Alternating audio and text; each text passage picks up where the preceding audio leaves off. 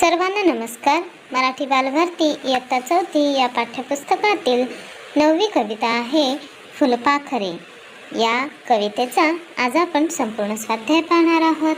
तत्पूर्वी तुम्ही आपली शाळा या यूट्यूब चॅनलला लाईक करा, सबस्क्राईब करा आणि हे व्हिडिओ जास्तीत जास्त शेअर करा. चला तर मग वळूया स्वाध्यायाकडे.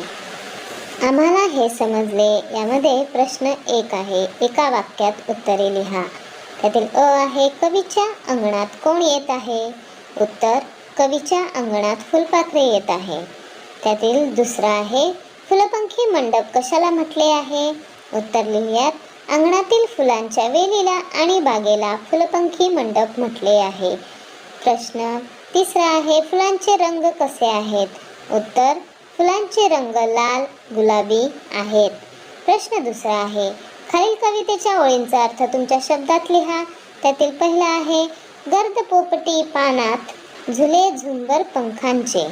त्याचं उत्तर लिहूयात, दाट हिरव्या पानांमध्ये बसलेली फुलपाखरे जणू काही पंखांचे झुंबर म्हणजे तोरणासारखे लटकत असल्यासारखे वाटत आहेत.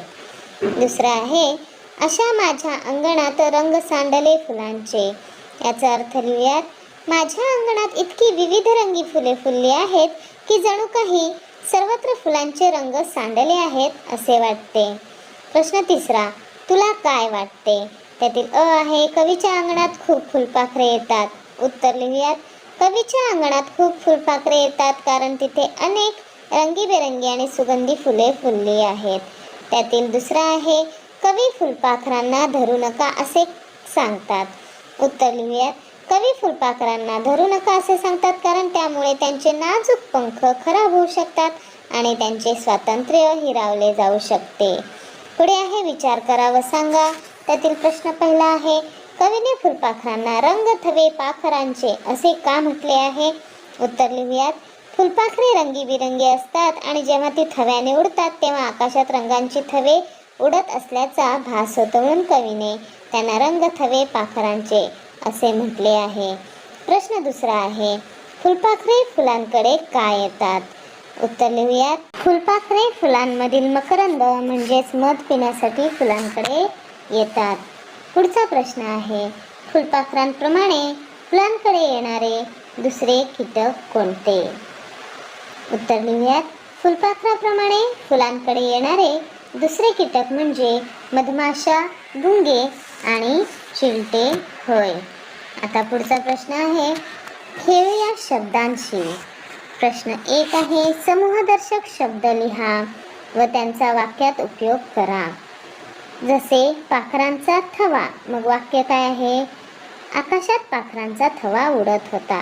त्याप्रमाणे आपण लिहूयात, माणसांचा जमाव. वाक्य लिहूयात, सभेसाठी लोकांचा मोठा जमाव जमला होता.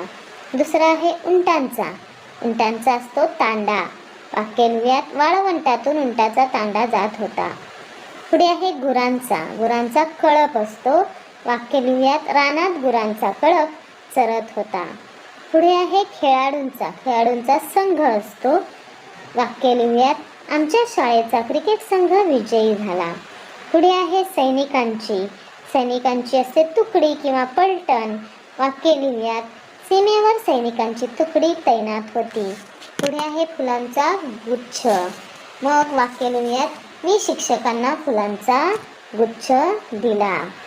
पुढे आहे प्रश्न 2, यमक जोडणाऱ्या शब्दांच्या जोड्या लिहा. जसे अंगणात, रिंगणात. पुढे आपण लिहूयात, अंगणात फुलात, तयांचे निळ्याचे, फुलांचे पाखरांचे. पुढे प्रश्न 3 आहे, शब्दासाठी अनेक पर्यायी शब्द शोधा म्हणजेच समानार्थी शब्द आपल्याला इथे लिहायचे आहेत. त्यातील पहिला आहे पक्षी. या शब्दात समानार्थी शब्द खग, विहंग. फुलेंचा समानार्थी शब्द सुमन, पुष्प.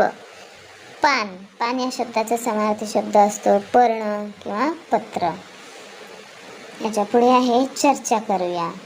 यातील पहिला प्रश्न आहे, मुंगी, मधमाशी या कीटकांच्या गुणांविषयी चर्चा करा. मुंग्या अत्यंत कष्टाळू आणि शिस्तप्रिय सामाजिक कीटक असून त्या स्वतःच्या वजनापेक्षा 20 ते 50 पट अधिक वजन सहज उचलू शकतात. त्या फुफ्फुसांशिवाय शरीरावरील बारीक छिद्रांद्वारे श्वास घेतात. नंतर मधमाशी.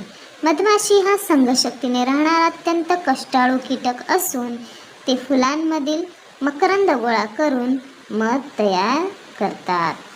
आता पुढचा प्रश्न आहे, कवितेत निसर्गातील कोणते घटक आले आहेत याविषयी चर्चा करा. उत्तर लिहूयात. कवितेतील फुले, फुलपाखरे, पक्षी, झाडे आणि आकाश यासारखे निसर्गातील विविध घटक आले आहेत. तर अशा प्रकारे मुलांनो, आज आपण फुलपाखरू या कवितेचा संपूर्ण स्वाध्याय पाहिला आहे.